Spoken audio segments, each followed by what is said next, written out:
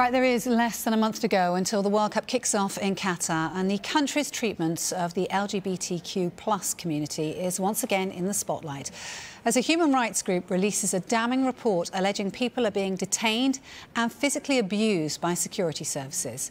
Human Rights Watch say there's been 6 cases of severe and repeated beatings and 5 cases of sexual harassment in police custody over the last 3 years. Those from the LGBTQ+ community who were interviewed for the report say it's been happening as recently as September. Human Rights Watch also allege transgender women are told to attend conversion therapy sessions. Same-sex relationships are criminalised in Qatar, and security services are said to have arrested people and subjected them to ill treatment and detention.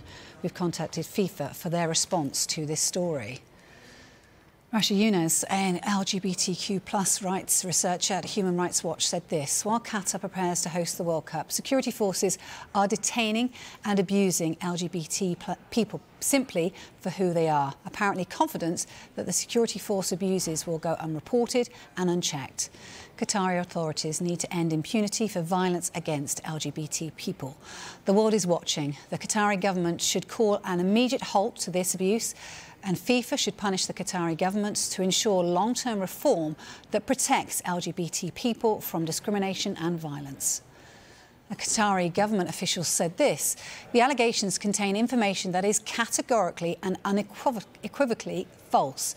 Qatar does not tolerate discrimination against anyone, and our policies and procedures are underpinned by a commitment to human rights for all. Well, England supporters group 3 Lions Pride have told us this: this is disheartening and appalling, but unfortunately not at all surprising.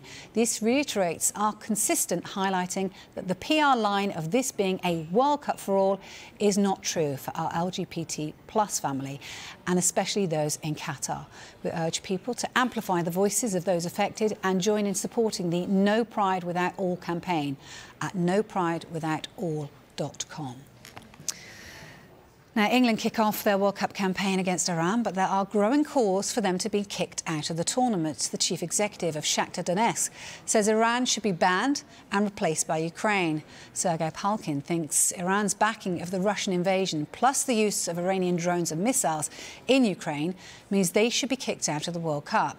He's calling on the international football community to back his idea, saying it is historically justified. He says this: while the Iranian leadership will have fun watching their national team play at the World Cup, Ukrainians will be killed by Iranian drones and Iranian missiles.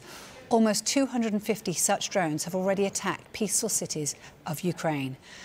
Shakhtar Football Club calls on FIFA and the entire international community to immediately ban Iran's national team from playing at the World Cup for the country's direct participation in terrorist attacks on Ukrainians. This will be a fair decision that should draw the attention of the whole world to help a regime that kills its best people and helps kill Ukrainians. The vacant place should be taken by the national team of Ukraine. This decision is historically and sportingly justified. I urge everyone to join the pressure on the football bureaucracy.